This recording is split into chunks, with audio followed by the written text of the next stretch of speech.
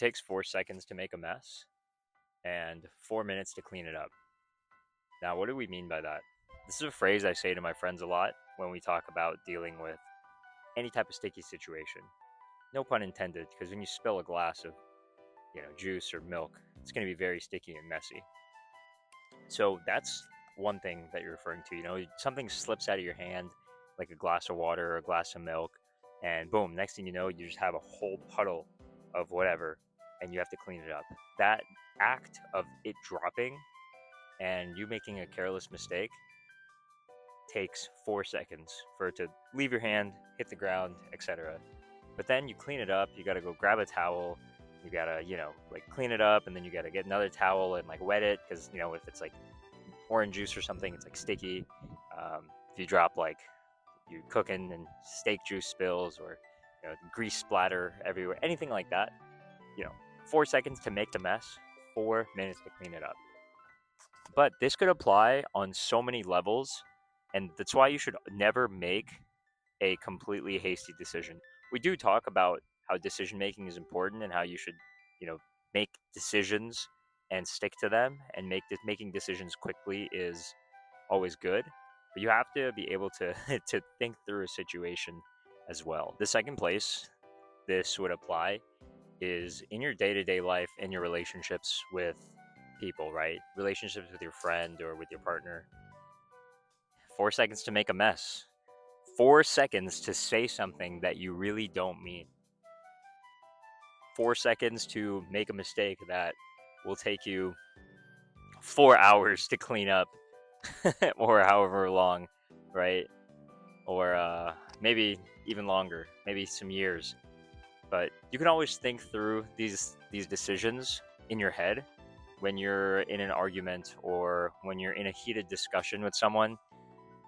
Now, this definitely would apply to relationships. If you never want to say something that you're going to regret saying. Once you say it, you can't unsay it. You can't bring it back in, and the person who you're with can never unhear it. So that is definitely one thing. That's a huge thing to keep in mind when we think about making messes. You never want to make a mess out of someone else's emotions or someone else's mental state. That's always going to be a tougher mess and a longer mess to clean up.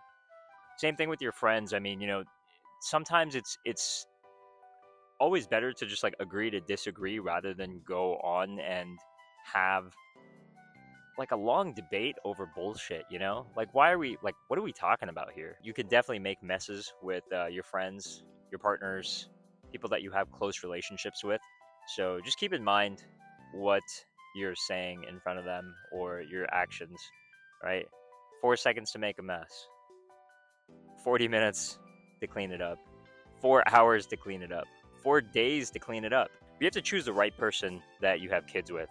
You have to choose the right person that you want to spend the rest of your life with, right? If you decide to have kids with the wrong person, it takes 4 seconds to make that mess and 18 years to clean it up.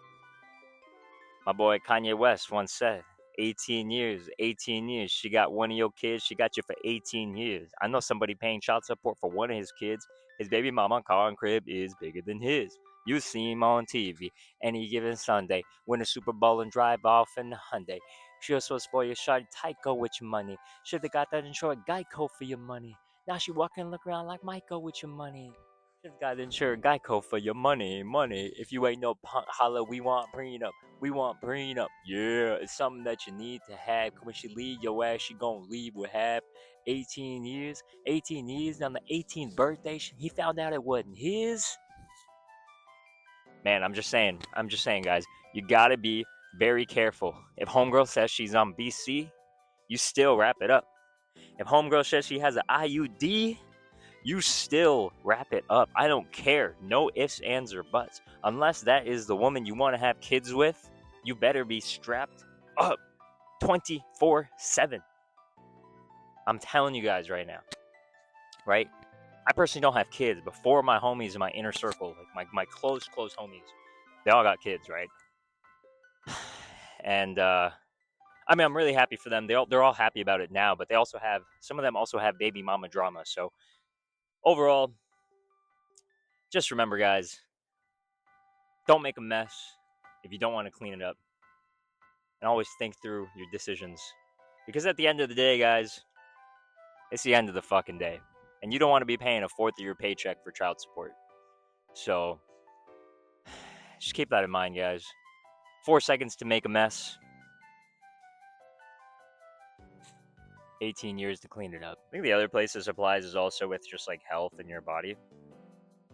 It could take years to damage your body, right?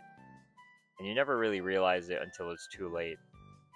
Until you go to the doctor and you have a health situation going on, or you're at the gym, or you're just doing some normal activity and you injure yourself. It means you were not prepared, right? It only takes 4 seconds to snap your shit up.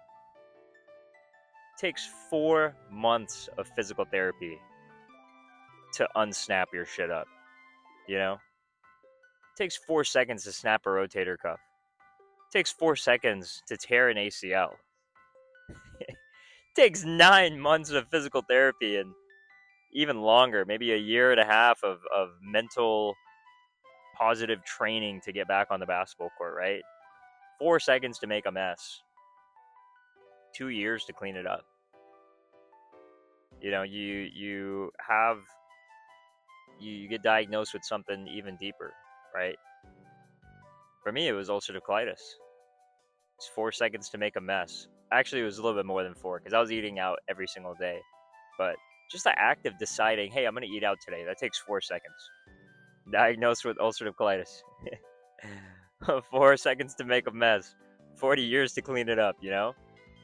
Even though, you know, I truly believe that in my, like, before the end of my lifetime, like before life is over, I will cure myself, and I am on the right track and the right trajectory to do it. So maybe that 40-year time frame will be a little bit less.